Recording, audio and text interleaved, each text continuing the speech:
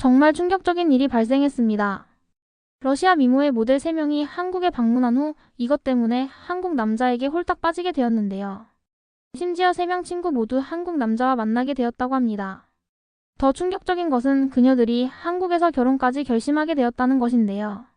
도대체 한국 남자의 무엇 때문에 그녀들은 결혼까지 결심하게 되었을까요? 그 이야기 바로 시작합니다. 딱 1초만요. 아래 좋아요와 구독 꼭 부탁드립니다. 안녕하세요. 저는 러시아에서 모델 일을 하고 있는 마리아라고 합니다. 무대 뒤에서 저는 거울을 바라보고 있었어요. 또 다른 패션쇼, 또 다른 도시. 오늘은 밀라노였죠. 제 얼굴은 아무것도 보여주지 않고 있었어요. 미소도 두려움도 설렘도 없이. 그저 완벽하고 텅 빈 아름다움만 있었죠. 그게 바로 사람들이 저에게 원하는 것이었어요. 그래서 사람들은 저를 모스크바의 얼음 여왕이라고 불렀답니다. 마리아, 5분 남았어요. 무대 매니저가 외치고 있었어요. 저는 고개만 끄덕였죠. 굳이 말로 대답할 필요를 느끼지 못했어요. 7년 동안 이 일을 해왔으니까요. 7년 동안 모스크바, 파리, 밀라노, 뉴욕의 런웨이를 걸어왔어요. 7년 동안 모든 사람들과 거리를 두고 있었죠. 무대에 발을 내딛자 밝은 조명이 눈부시게 빛나고 있었어요. 음악은 쿵쿵 울리고 카메라 플래시는 저를 눈멀게 하고 있었죠. 하지만 저는 눈 하나 깜빡이지 않았어요. 미소도 짓지 않았고요. 그저 완벽하게 똑바로 걸으며 얼굴은 차분하고 차갑게 유지했어요. 이것이 바로 제 힘이었죠. 모든 사람들이 저를 바라보는 동안 아무것도 드러내지 않는 것. 나중에 텅 빈 호텔 방으로 돌아와서 저는 하이힐을 벗고 아픈 발을 문지르고 있었어요. 그때 핸드폰이 울렸죠. 안드레, 제 매니저로부터 메시지가 왔어요. 오늘 쇼 정말 좋았어. 이번 패션쇼를 샤넬 관계자가 보고 너를 파리로 가는 모델 후보로 선정했어. 기뻐해야 했겠죠. 샤넬은 패션계에서 가장 큰 이름이니까요. 모든 모델들이 꿈꾸는 거였어요. 하지만 저는 그저 피곤함을 느끼고 있었어요. 공허했죠. 또 다시 핸드폰이 울렸어요. 이번엔 소냐, 제가 모델 일을 처음 시작했을 때 룸메이트였던 친구였죠. 소냐는 저와 전혀 달랐어요. 너무 크게 웃고 자신의 감정을 모두와 나누는 사람이었죠. 하지만 어쩐지 우리는 친구로 남아 있었어요. 마리아, 내 소식 들어봐. 소냐의 목소리가 전화기를 통해 터져나왔어요. 제 대답을 기다리지도 않을 만큼 너무 들떠 있었죠. 서울 패션 위크에 초대받았어. 서울?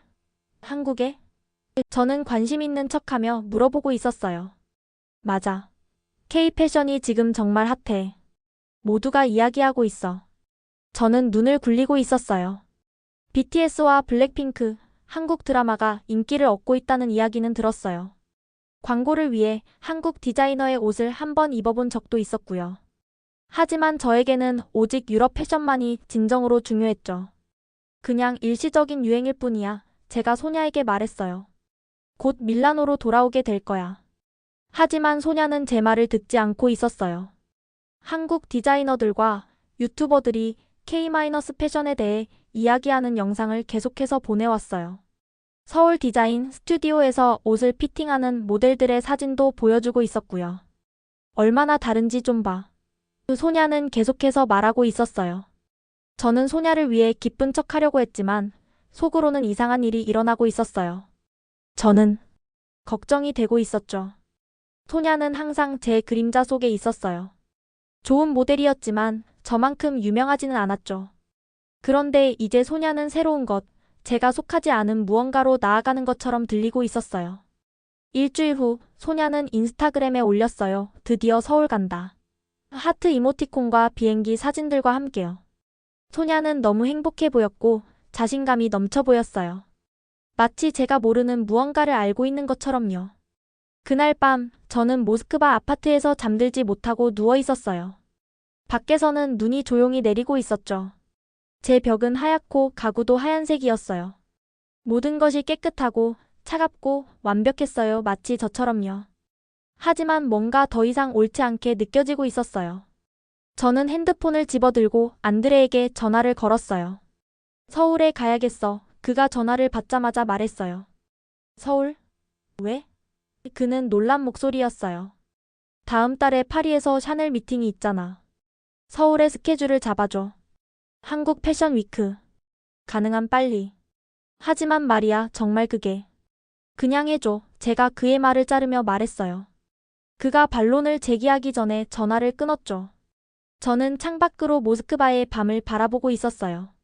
왜인지 모르겠지만 서울에 가야 할 것 같은 느낌이 들고 있었어요. 아마도 소냐가 저 없이 성공을 찾는 것을 원치 않아서일지도 몰라요. 어쩌면 그저 호기심이었을 수도 있고요. 아니면 어쩌면 저는 마침내 얼음 여왕이라는 역할에 지루함을 느끼고 있었을지도 모르죠. 그때는 몰랐지만 이 단순한 결정이 모든 것을 바꿀 거예요.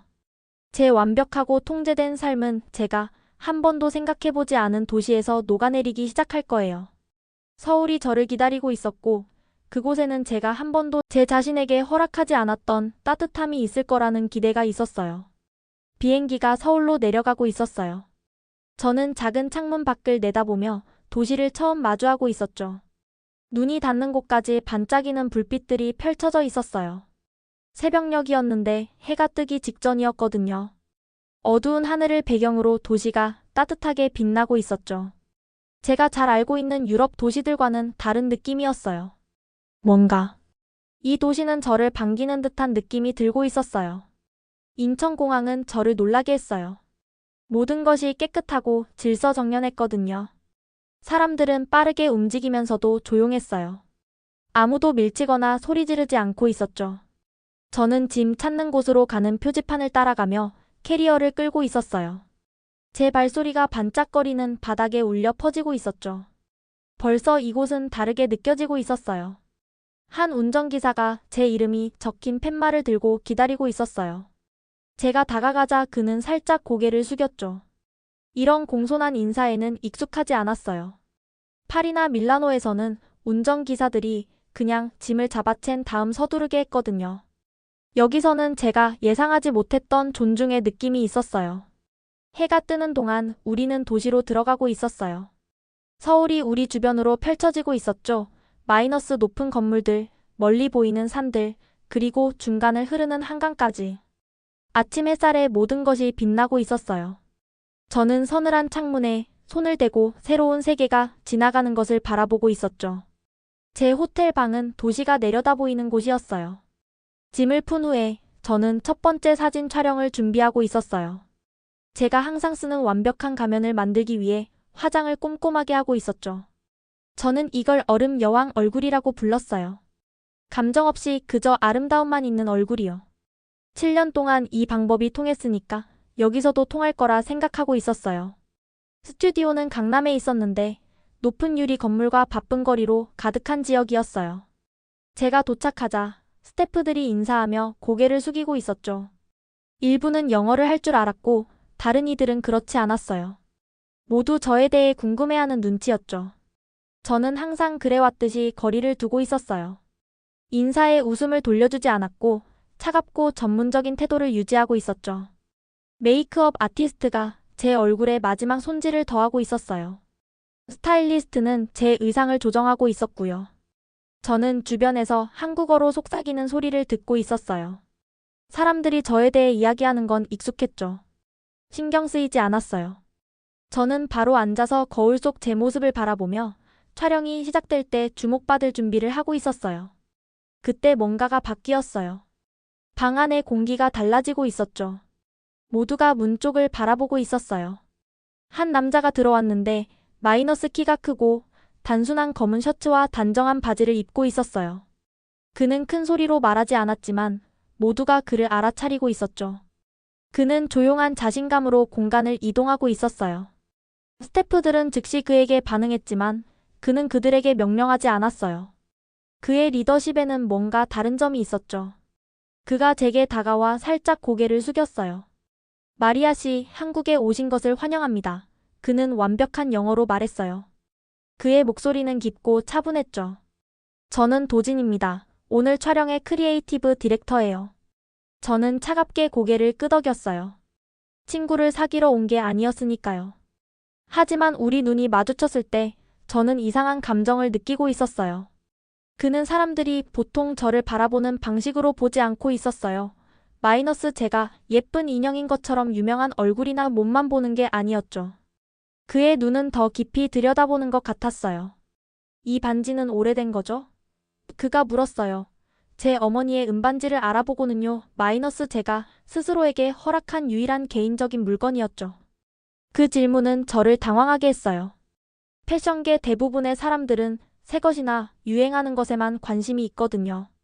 아무도 이런 단순한 반지를 알아보거나 이게 이야기를 가지고 있을 거라고 짐작한 적이 없었어요. 사진 촬영이 시작되었어요. 조명이 번쩍이고 있었고 음악이 부드럽게 흘러나오고 있었죠. 저는 항상 그래왔듯이 포즈를 취했어요. 완벽하고 차갑고 거리감 있게 몇 장의 사진을 찍은 후 도지는 모니터를 보고 다시 저를 바라봤어요. 시선이 너무 강해요. 그가 조용히 말했어요. 당신 눈에 있는 더 부드러운 느낌을 우리가 담아내지 못하고 있어요. 저는 거의 웃을 뻔했어요. 아무도 저에게 더 부드럽게 보이라고 요청한 적이 없었거든요. 보통은 더 차갑게, 더 강하게, 더 거리감 있게 요구했죠. 따뜻한 것을 생각해 보세요. 그가 제안했어요. 저는 시도해봤지만 뭘 생각해야 할지 확신이 없었어요. 따뜻함은 제 직업적 삶의 일부가 아니었으니까요. 하지만 그가 저를 지도하는 방식에는 뭔가가 있어서 시도해보고 싶게 만들고 있었어요. 그날 저녁 저는 혼자 호텔 방으로 돌아왔어요. 창문 밖으로 도시의 불빛들이 반짝이고 있었죠. 저는 도진에 대해 그가 다른 사람들이 보지 못하는 제 안에 무언가를 본 방식에 대해 생각하고 있었어요. 제 핸드폰이 울렸어요. 안드레였죠. 제 매니저가 파리의 샤넬 계약에 대해 흥분해서 이야기하고 있었어요. 이 소식은 저를 기쁘게 해야 했어요. 그건 제가 이 모든 해 동안 노력해온 거였으니까요. 하지만 대신에 저는 어머니의 반지를 만지작거리며 서울의 낯선 스카이라인을 바라보고 있었어요. 제 안에서 뭔가가 변하고 있었어요. 마치 봄 햇살 아래 얼음이 조금씩 갈라지기 시작하는 것처럼요. 저는 이 느낌이 좋은지 확신이 없었어요. 제가 조심스럽게 쌓아온 벽들이 약해지기 시작한다는 것이 두렵게 느껴지고 있었죠. 제 핸드폰이 다시 울렸어요. 소녀였는데 한국 사진 촬영과 제우라는 이름의 사진작가에 대한 이야기로 들떠 있었어요. 그는 러시아 남자들이랑 너무 달라, 말이야. 부드러우면서도 강해 설명하기 어려워. 저는 그녀의 목소리에서 느껴지는 행복감에 놀라며 듣고 있었어요. 그리고 또 다른 메시지가 엘레나에게서 왔어요. 고급 패션 브랜드를 위해 모델링하는 우리 친구였죠. 그녀도 서울에 온다고 했어요. 저는 핸드폰을 내려놓고 창문 유리에 비친 제 모습을 바라봤어요. 모스크바의 얼음 여왕, 이제 서울에 와 있네요. 하지만 수년 만에 처음으로 저는 그 얼어붙은 가면 뒤에 다른 누군가가 있을지도 모른다고 궁금해하고 있었어요. 제가 어떻게 해야 하는지 잊어버린 누군가가요. 주말이 찾아왔어요. 그런데 놀랍게도 도진이 저를 서울 구경에 초대했답니다. 북촌 한옥마을을 보여드릴게요. 지난 사진 촬영 후에 그가 말했었죠. 저는 생각도 않고 그냥 동의했어요. 이제 호텔 로비에서 기다리면서 왜 승낙했는지 의아해하고 있었어요. 도진은 정확히 시간 맞춰 도착했어요. 그는 단순한 옷차림이었죠. 회색 티에 청바지를 입고 있었어요. 유럽의 패션 사진 작가들처럼 화려하지 않았어요. 그의 차분한 존재감에 우리 주변 사람들이 자연스럽게 비켜주고 있었죠. 우리는 택시를 타고 북촌으로 향했어요. 이 동네는 제가 예상했던 것과 전혀 달랐어요. 작은 돌길이 곡선 기와 지붕을 가진 전통 가옥들 사이로 구불구불 이어져 있었죠. 아름다운 무늬가 있는 나무문들이 거리를 따라줄지어 있었어요. 공기는 도심의 높은 빌딩에서 벗어나 이곳에서 더 맑게 느껴지고 있었어요. 이것들이 한옥이에요. 도진이 집들을 가리키며 설명하고 있었어요. 전통 한국 가옥이죠. 몇백 년 된 것들도 있어요. 저는 고개를 끄덕이며 모든 것을 담아내려 하고 있었어요. 알록달록한 옷을 입은 사람들이 사진을 찍으며 우리 옆을 지나가고 있었죠. 많은 사람들이 한국 전통 의상처럼 보이는 것을 입고 있었어요. 한복 입어본 적 있으세요? 도진이 제 시선을 따라가며 물었어요. 저는 고개를 저었어요. 전통 의상은 제가 속한 현대 패션 세계의 일부가 아니었으니까요. 한번 입어볼래요? 그의 얼굴에 작은 미소가 있었어요. 비웃는 것이 아니라 그저 부드러운 미소였죠. 20분 후 저는 한복 대여점에 서 있었어요. 직원 아주머니가 저에게 여러 겹의 옷을 입히는 것을 도와주고 있었죠. 먼저 흰색 속치마, 그 다음 꽃무늬가 있는 연분홍 겉옷이었어요. 제가 움직일 때마다 천이 주변으로 흐르듯 펼쳐지고 있었어요. 거울을 바라봤을 때 저는 거의 자신을 알아보지 못했어요. 거울 속의 여자는 얼음 여왕이 아니었어요. 부드러워 보였고 취약해 보였고 거의 제가 익숙한 방식과는 다르게 예뻐 보이고 있었어요. 도진의 반응에 제 뺨이 따뜻해졌어요. 그는 아무 말도 하지 않았지만 그의 눈이 살짝 커졌어요. 처음으로 그가 유럽 남자들처럼 크게 칭찬을 쏟아붓는 타입이 아니어서 다행이라고 생각하고 있었어요. 우리는 마을을 걸어 다녔어요. 한복 때문에 저는 다르게 움직이고 있었죠. 더 천천히, 더 우아하게요. 도진은 우리가 전통 찻집에서 차를 마시는 동안 한국 역사에 대한 이야기를 들려주고 있었어요. 그의 목소리는 잔잔한 강물처럼 차분했죠. 나중에 그는 저를 골목 안에 숨겨진 작은 식당으로 데려갔어요. 저는 낯선 음식 앞에서 망설이고 있었죠. 된장찌개는 그렇게 맵지 않아요. 그가 제 걱정을 알아채고 말했어요. 입맛에 맞을 거예요. 그 국은 따뜻하고 위로가 되는 맛이었어요. 제가 예상했던 것과는 전혀 달랐죠. 도진은 저를 조심스럽게 지켜보고 있었어요. 자신의 배려를 크게 드러내지 않으면서도 제가 편안한지 확인하고 있었죠. 이건 제가 전에 만났던 시끄럽고 자기중심적인 남자들과는 너무 달랐어요. 그들은 항상 자기 자신에 대해서만 이야기했거든요. 우리가 식당을 나설 때 갑자기 비가 내리기 시작했어요. 큰 빗방울이 돌길 위로 떨어지고 있었죠. 제가 가방에서 우산을 찾으려고 하기도 전에 도진이 작은 접이식 우산을 건네주었어요. 이거 쓰세요. 그가 간단히 말했어요. 이렇게 작은 행동이었지만 제 안에서 뭔가가 변하고 있었어요. 제가 요청하기도 전에 누군가가 내가 필요할 것을 미리 생각해준 건 얼마만이었을까요? 우리는 비에 젖은 거리를 걸어가고 있었어요. 그리고 저는 뭔가가 씻겨내려가는 느낌이 들었어요. 수년 동안 조심스럽게 쌓아온 벽들이 우리 주변의 비처럼 무너져 내리고 있었죠. 그날 저녁 저는 소냐와 엘레나를 만나 커피를 마시고 있었어요. 저는 친구들을 거의 알아보지 못했어요. 항상 행복하고 시끄러웠던 소냐가 이제는 조용한 기쁨을 품고 있었죠. 재우는 아무도 해본 적 없는 방식으로 날 이해해. 그녀가 눈을 반짝이며 말했어요. 그는 들어줘, 마리아. 정말로 귀 기울여 들어준다고.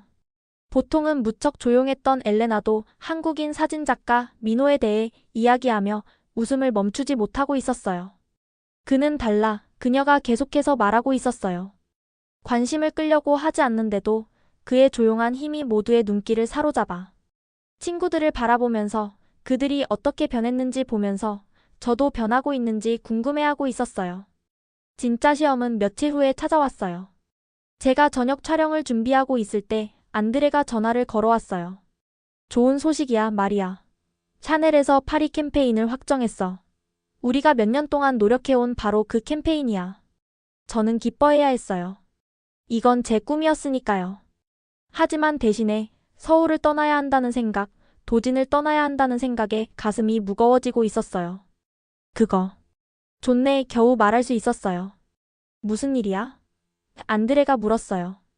기쁘지 않은 것 같네? 저는 변명을 하고 전화를 끊었어요. 제게 무슨 일이 일어나고 있는 걸까요? 그날 밤 촬영 중에 갑자기 전기가 나갔어요. 스튜디오가 깜깜한 어둠에 잠겼죠.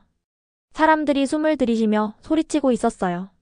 저는 얼어붙은 채 서 있었고 아무것도 볼 수 없었어요. 그때 따뜻한 손이 부드럽게 제 손목을 감싸고 있었어요. 괜찮아요. 천천히 움직이세요. 어둠 속에서 도진의 목소리가 부드럽게 들려왔어요. 제가 여기 있어요. 그때 제 안에서 뭔가가 무너졌어요. 제가 몇 년 동안 강하게 지켜온 댐이었죠. 아무도 볼 수 없는 어둠 속에서 저는 조용히 눈물이 뺨을 타고 흘러내리게 두었어요. 도진은 말하지 않았어요. 그저 가까이 서서 제 손목을 꾸준히 잡고 제가 오랫동안 밀어내왔던 감정을 느낄 수 있는 공간과 지지를 주고 있었어요. 마침내 불이 다시 들어왔을 때 저는 재빨리 얼굴을 닦았어요. 하지만 도진은 보았죠. 그의 눈에는 판단이 아니라 그저 이해만 담겨 있었어요. 그리고 그 순간 저는 더 이상 서울에 도착했던 그 사람이 아니라는 것을 깨달았어요. 얼음 여왕이 녹고 있었어요. 제가 원하든 원하지 않든 말이에요. 오늘 밤은 서울에서의 마지막 밤이었어요. 내일이면 저는 샤넬 캠페인을 위해 파리로 날아가야 했죠. 호텔 방에는 짐이 다 쌓여 있었어요. 모든 게 준비되어 있었지만 제 마음은 돌처럼 무겁게 느껴지고 있었어요. 도진이 저를 한강변을 따라 산책하자고 초대했어요. 물가를 걸으며 저희는 시원하고 상쾌한 저녁 공기를 마시고 있었죠. 도시의 불빛이 어두운 강물에 반사되어 마치 땅에 떨어진 별처럼 춤추고 있었어요. 연인들은 벤치에 앉아 있었고 가족들은 자전거를 타며 길을 따라 달리고 있었어요. 모든 것이 평화롭게 느껴지고 있었죠. 우리는 한동안 침묵 속에서 걷고 있었어요. 도지는 대부분의 사람들처럼 빈말로 그 고요함을 채우려 하지 않았어요. 그저 그 침묵이 우리 사이에서 숨쉬도록 두고 있었죠. 마침내 우리는 물을 내려다보는 전망 지점에 멈춰 섰어요. 서울에 다시 올 건가요? 그가 부드러운 목소리로 물었어요. 저는 도시의 불빛을 바라보고 그 다음 그의 얼굴을 바라봤어요. 단 몇 주 만에 이 남자는 수년간 그 누구보다도 제 진짜 모습을 더 많이 보았어요. 그는 제 차가운 가면을 깨려고 하지 않고 그저 바라보고 있었죠. 그냥 제가 스스로 그것을 내려놓기를 기다려 주었을 뿐이에요. 모르겠어요. 솔직하게 대답했어요. 도진이 제 손을 잡았어요. 그의 손은 따뜻하고 든든했죠. 여기 당신의 자리가 있어요. 그가 말했어요. 어디를 가든 제가 당신 마음속에 있다는 걸 기억해요. 예전의 마리아라면 손을 빼냈을 거예요. 예전의 마리아라면 이 진지한 순간을 깨기 위해 농담을 했을 거예요. 하지만 저는 더 이상 그런 사람이 아니었어요. 우리는 함께 강물이 흐르는 것을 지켜보며 서 있었어요. 그리고 저 또한 제 안에서 뭔가가 흐르고 있음을 느꼈어요. 하나의 결정이 형태를 갖추고 있었고 마치 사진이 현상되듯 점점 선명해지고 있었죠. 호텔 방으로 돌아와 저는 서울의 스카이라인을 마지막으로 바라봤어요. 그리고 전화기를 집어들어 안드레에게 전화를 걸었어요. 파리에 가지 않을 거야. 제가 그에게 말했어요. 뭐라고? 마리아, 이건 샤넬이야. 우리가 7년 동안 이를 위해 일해왔잖아. 서울에 머물 거야. 제가 말했어요. 제 목소리는 달라진 것 같았어요. 더 강하면서도 더 부드럽게 들리고 있었죠. 여기서 진짜 중요한 걸 찾았어. 전화를 끊은 후 저는 수년 만에 처음으로 몸이 가벼워지는 느낌이 들었어요. 저는 캐리어를 풀어서 옷을 다시 옷장에 걸어두고 있었어요. 내일은 서울에서 아파트를 알아볼 거예요. 여기서 새 삶을 시작할 거예요. 일주일 후 소냐가 흥분된 소식을 전해왔어요. 그녀와 재우가 전통 한국식 결혼식을 올린다는 거였죠. 엘레나도 바로 그 뒤에 전화를 걸어와서 그녀와 민호도 결혼식을 계획하고 있다고 했어요. 제가 서울에 머물기로 결정했다고, 도진과의 관계를 이어보기로 했다고 말했을 때 그들은 전혀 놀라지 않고 있었어요. 우리 모두 여기서 특별한 것을 찾았나 봐. 소냐가 행복이 가득한 목소리로 말했어요. 3개월 후 완벽한 봄날, 우리는 아름다운 정원에 모였어요. 소냐는 파란 한복을 입고 있었고 재우와 결혼할 준비를 하면서 얼굴은 기쁨으로 빛나고 있었어요. 엘레나는 진한 보라색 한복을 입고 민호 옆에 조용한 자신감으로 서 있었죠. 그리고 저는 짙은 빨간색 한복을 입고 있었어요. 생명과 사랑의 색이죠. 도지는 제 옆에 서서 전통 한복을 입은 모습이 정말 멋있어 보였어요. 지난주에 그가 저에게 결혼을 청했고 저는 주저없이 네라고 대답했어요. 우리의 결혼식은 작지만 의미 있었어요. 번쩍이는 카메라도 패션 평론가도 완벽해야 한다는 압박감도 없이 그저 가까운 친구들과 우리의 행복을 나누고 있었어요. 도진이 저를 바라볼 때 저는 그의 눈에 비친 제 모습을 보았어요. 모스크바의 얼음 여왕이 아니라 사랑과 기쁨을 느낄 수 있는 마리아로서요. 결혼 후 우리는 서울의 한남동이라는 조용한 동네에 있는 작은 집으로 이사했어요. 우리 집에는 도진이 꽃과 채소를 심는 작은 정원이 있었죠. 매일 아침 그는 제게 커피를 가져다 주며 우리는 함께 일출을 바라보고 있었어요. 가끔 모델 에이전시에서 전화가 와요. 쇼에 참여해달라고 부탁하는 거죠. 이제 저는 제가 관심 있는 것들만 선택하고 있어요. 더 이상 모든 런웨이의 중심에 있어야 한다거나 모든 사람의 시선이 저에게 집중되어야 할 필요가 없어졌어요. 친구들과 저는 자주 모여 차를 마시고 있어요. 우리는 3명의 러시아 모델들이 모두 서울에서 사랑을 찾게 된 것에 대해 웃으며 이야기를 나누곤 해요. 이전에는 우리 중 누구도 진지하게 생각해보지 않았던 도시였는데 말이죠. 서울은 그저 내 일정에 있던 또 다른 도시가 아니었어. 어느 오후 벚꽃이 우리 주변에 떨어지는 동안 제가 친구들에게 말했어요. 이곳은 내가 진정으로 원하는 것을 찾게 된 곳이었어. 소냐와 엘레나는 완전히 이해한다는 듯이 고개를 끄덕이고 있었어요. 우리 모두 같은 변화를 경험했어요. 마이너스 그저 우리의 아름다운 얼굴이 아니라 진정한 자아를 소중히 여기는 남자들과 따뜻하고 진심 어린 사랑을 찾은 거죠. 얼음 여왕으로서의 삶에 대한 기억은 날이 갈수록 점점 더 멀어지고 있었어요. 제가 수년간 썼던 그 차갑고 완벽한 가면은 이제 완전히 녹아 없어졌어요. 이제 저는 알고 있어요. 진정한 힘은 모든 사람과 거리를 두는 데서 오는 게 아니라는 걸요. 진정한 힘은 누군가가 당신의 마음을 볼 수 있도록 용기를 내고 취약해지고 깊이 사랑할 수 있는 데서 온다는 걸요. 도진과 제가 손을 잡고 동네를 걸으며 이웃들에게 인사하고 피어나는 꽃들을 감상하기 위해 멈출 때면 저는 완전히 집에 있는 느낌이 들어요. 오래된 전통과 현대적인 에너지가 섞인 서울은 제 진정한 고향이 되었어요. 그리고 도진은 그의 조용한 힘과 부드러운 마음으로 제가 진정한 자신이 되도록 도와주었죠. 모스크바의 얼음 여왕은 사라졌어요. 그 자리에는 그저 마리아만 서 있어요. 여전히 아름답지만 이제는 따뜻하고 진실되며 수년 만에 처음으로 진정으로 행복한 마리아로요. 저에게 한없이 따뜻한 남편, 그리고 보금자리를 내어준 동양의 나라 한국 너무 감사합니다. 안녕하세요. 감동실화 작가입니다. 오늘 이야기는 어떻게 들으셨나요? 여러분이 들었던 감정과 생각을 댓글로 남겨주세요. 또한 한국의 우수성을 전 세계로 알리는데 여러분의 좋아요와 구독이 꼭 필요합니다. 주변 분들에게도 영상을 공유해주시면 한국의 우수함을 알리는 첫걸음이 되실 거예요. 오늘도 시청해주셔서 진심으로 감사드리며 다음에 더 좋은 영상으로 찾아뵙겠습니다.